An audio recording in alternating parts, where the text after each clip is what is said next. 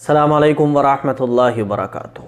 कुरान मजीद के अंदर 14 सजदे हैं और जब हम लोग कुरान मजीद की तिलावत करते हैं तो सजदे की आयत को जब हम लोग पढ़ते हैं तो हमारे ऊपर एक सजदा करना ज़रूरी हो जाता है।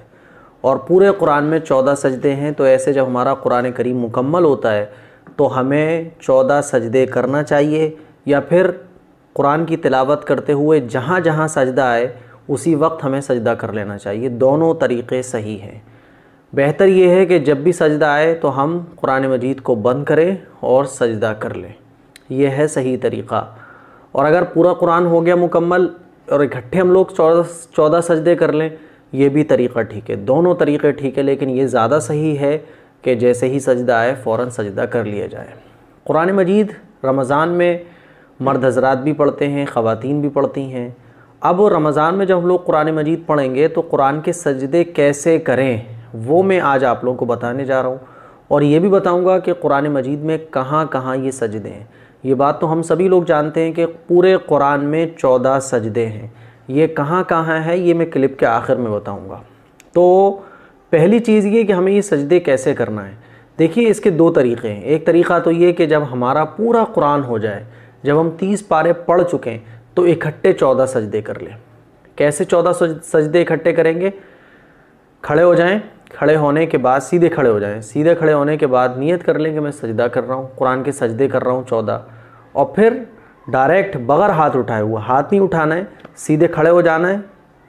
वज़ू के साथ, वज़ू होना चाहिए कुरान मजीद के सजदे करने के लिए, वज़ू होना चाहिए। सीधे खड़े हो जाएंगे। सीधे खड़े होने के बाद अल्लाह अकबर कहकर डायरेक्ट सजदे में चले जाएंगे।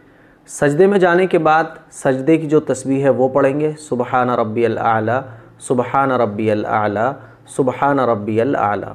ये सजदे की तस्बीह पढ़ने के बाद अल्लाह अकबर कहकर उठ जाएंगे। ठीक है, बैठ जाएंगे जैसे अत्तहियात में बैठते हैं। फिर अल्लाह अकबर कहकर दूसरा सजदा करेंगे और वही सजदे की तस्बीह पढ़ेंगे।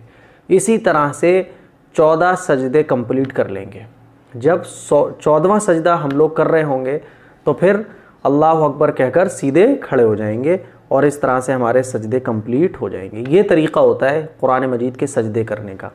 या आपके 12 सजदे रह गए हैं, 10 सजदे रह गए हैं, या 4 सजदे रह गए हैं, जितने भी सजदे आपके रह गए हैं, आप इसी तरह से अपने सजदे कुरान मजीद के कंप्लीट करेंगे कि सीधे खड़े हो जाएं, चाहे मर्द हज़रात हों चाहे ख़वातीन हों। सीधे खड़े होने के बाद अल्लाह अकबर कहकर डायरेक्ट सजदे में जाएँ और सजदा करें। एक सजदा करें, फिर बैठ जाएँ, फिर दूसरा सजदा करें अल्लाह अकबर कहकर, फिर तीसरा सजदा करें। जितने भी सजदे आपके रह गए हैं वो सारे सजदे कर लें और फिर अल्लाह अकबर कहकर सीधे खड़े हो जाएं। सलाम फेरने की आपको ज़रूरत नहीं है और ना हाथ उठाने की ज़रूरत है।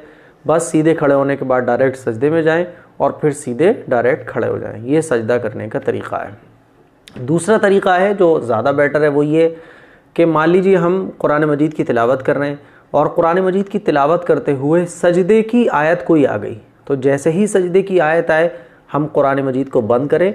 और कुरान मजीद को बंद करने के बाद अगर हम वही बैठ कर ही हम लोग तिलावत कर रहे होते हैं, अगर हम बैठ कर तिलावत कर रहे हैं तो फिर खड़े होने की ज़रूरत नहीं है। हम बैठ कर तिलावत कर रहे थे, कुरान मजीद में सजदे की आयत आई, सजदे की आयत हम जब पढ़ेंगे फिर उसके बाद कुरान मजीद को बंद कर देंगे और बैठे बैठे ही सजदे में चले जाएंगे। क़िबले की तरफ रुख होना ज़रूरी है सजदे के सही होने के लिए। कुरान मजीद के जो सजदे हम लोग करेंगे उसमें क़िबले की तरफ रुख होना ज़रूरी है।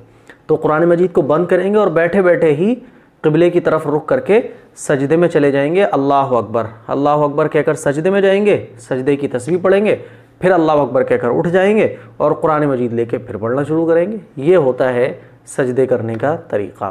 तो आप चाहें तो कुरान मजीद जब आपका मुकम्मल हो तो इकट्ठे 14 सजदे कर लें, या जहाँ जहाँ सजदे की आयत है वहाँ वहाँ आप कुरान मजीद बंद करके फ़ौरन सजदा करते रहें। ये भी तरीक़ा है। अच्छा, आपने कुरान मजीद रमज़ान में पढ़ लिए, 2 कुरान शरीफ पढ़ ले, 3 कुरान शरीफ पढ़े, पता ही नहीं है आपको कि कितने सजदे हैं आपके ऊपर, अंदाज़ा ही नहीं है। तो अगर किसी को अंदाज़ा ना हो कि मैंने कितनी बार कुरान पढ़ा और कुरान मजीद पढ़ा है तो उसे सजदे याद नहीं है कि कितने किए कितने नहीं किए, तो आप एक अंदाज़ा कर लें कि कितने सजदे आपके ऊपर होंगे। मिसाल के तौर पे आपने अंदाज़ा किया, तो आपने अंदाज़ा करने के बाद कि भाई ज़िंदगी में मैंने 10 कुरान पढ़े होंगे या रमज़ान में 5 कुरान पढ़े होंगे, तो जितने सजदे बने हिसाब लगा लें और फिर अंदाज़े के साथ सजदे करते चले जाएं। जब आपका दिल मुतमईन हो जाए कि हाँ अब मेरे ऊपर जो सजदे थे कुरान मजीद की तिलावत के वो मुकम्मल हो गए होंगे, उसके बाद फिर आप खड़े हो जाएं, आपके सजदे हो जाएंगे। तो ये तरीक़ा होता है सजदे करने का। अब कुरान मजीद में सजदे कहाँ कहाँ हैं, स्क्रीन पर आप देखिए। पहला जो सजदा है वो है 90वें पारे में, 90वें पारे में सूरे अल आराफ। और ये सूरत जब कंप्लीट हो रही है तो इसके आखिरी आयत पर लिखा हुआ है सजदा, ठीक है। तो ये सजदा लिखा हुआ है सूरे अल आराफ, 90वें पारे में पहला सजदा है और सूरे अल आराफ के आखिर में ये सजदा है।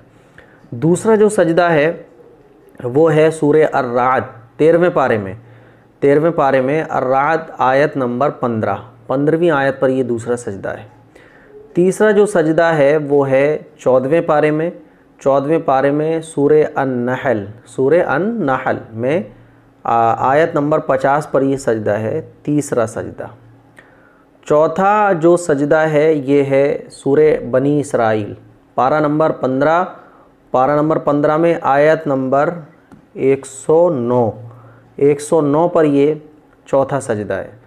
पांचवा जो सजदा है ये है 16वें पारे में, 16वें पारे में सूरे मरियम, सूरे मरियम में आयत नंबर 58 पर ये सजदा है पांचवा। छठा जो सजदा है ये है पारा नंबर 17 सूरे अल हज, सूरे अल हज की जो आयत है ये है आयत नंबर 18 पर, आयत नंबर 18 पर ये सजदा है, छठा सजदा, ठीक है। और सातवां सजदा है 19वें पारे में सूरे अल फुरक़ान, अल फुरक़ान आयत नंबर है 60, आयत नंबर 60 पर ये सातवां सजदा है। आठवां सजदा है 19वें पारे में ही सूरे अन-नम्ल, सूरे अन-नम्ल की जो आयत है वो है आयत नंबर 26, आयत नंबर 26 पर आठवां सजदा है। और नवां जो सजदा है ये है 21वें पारे में, 21वें पारे में सूरे अस-सजदा, सूरे अस-सजदा है, सूरे अस-सजदा की आयत नंबर 15 पर, आयत नंबर 15 पर नवां सजदा है, ठीक है। और 10वां सजदा जो है ये 23वें पारे में है सूरे साद, सूरे साद में आयत नंबर 24 पर ये 10वां सजदा है। 11वां जो सजदा है ये है 24वें पारे में, 24वें पारे में हामीम, हामीम सजदा सूरत का नाम है और आयत नंबर है 38 पर जो है ये सजदा है आपका 11वां सजदा है, ठीक है। और 12वां जो सजदा है वो है 27वें पारे में, 12वां सजदा है 27वें पारे में सूरे अल-कमर शुरू हो रही है, सूरे अल-कमर से जो पीछे वाली सूरत है ये इसमें है सजदा, 12वां सजदा है सूरत के बिल्कुल आखिर में 27वें पारे में, ठीक है। वन-नज्मी इज़ा हवा, सूरे अन-नज्म जो है इस पर है, इसकी सूरत ख़त्म जहाँ हो रही है वहाँ 12वां सजदा है। 12वें सजदे के बाद 13वां जो सजदा है सूरे अल-इंशिकाक, पारा नंबर 30, 13वां सजदा है सूरे अल-इंशिकाक और आयत नंबर है 21, आयत नंबर 21 पर जो है ये 13वां सजदा है। 14वां सजदा तो बहुत ज़्यादा मशहूर है, सूरे वो है ना इक़रा बिस्मि रब्बिकल लज़ी खलक़, पारा नंबर 30 और सूरे इक़रा जो है इसकी आखिरी आयत है आयत नंबर 19, इस पर सजदा है। सूरे क़द्र शुरू हो रही है, इससे पिछली वाली सूरत इक़रा बिस्मि रब्बिकल लज़ी खलक़ ये जहाँ ख़त्म हो रही है वहाँ 14वां सजदा है। तो ये कुरान मजीद के 14 सजदे हैं जो मैंने आप लोगों को बताए हैं। कोई अगर कन्फ्यूज़न है, कोई डाउट है तो कमेंट करके आप पूछ सकते हैं। ये 14 सजदे हैं, सजदा करने का तरीक़ा है और ये कुरान मजीद के सजदे हैं, कभी भी आप इनको कर सकते हैं, नो प्रॉब्लम। इस क्लिप को शेयर भी करें, दूसरों तक पहुँचाएँ और अपने जितने भी सोशल प्लेटफॉर्म हैं वहाँ शेयर करें ताकि लोगों को फ़ायदा ज़्यादा से ज़्यादा हो सके। अस्सलामु अलैकुम व रहमतुल्लाहि।